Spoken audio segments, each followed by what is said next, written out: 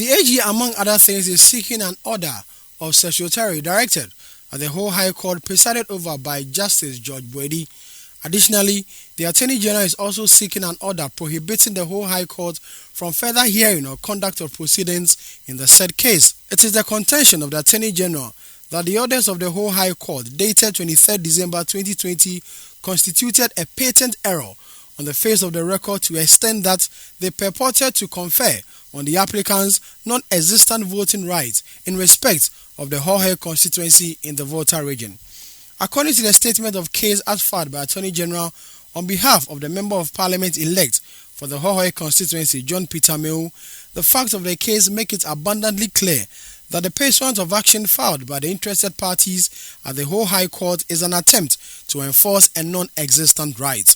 It says, and I quote, "The interested parties have already been told by this Honourable Court that to the extent that CI 95 places their traditional areas, which is Santrokofi, Akpafu, Likpe and Lolobi in the Hohoe Constituency, same is unconstitutional. CI 95 ought to be amended in order to place the said traditional areas in the Oti region.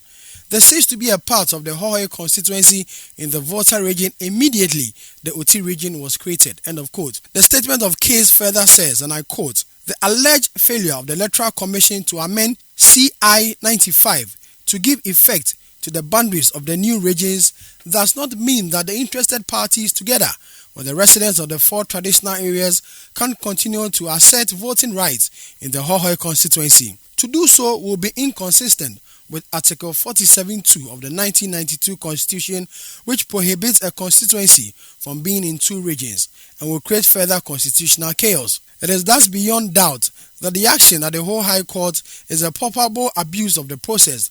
The wrongful assumption of jurisdiction by Justice Boedi was a serious error apparent on the face of the record. The court ought to exercise its supervisory jurisdiction to prevent a situation where the interested parties will through the back door seek to assert their rights to vote in a manner which is constitutionally frowned upon.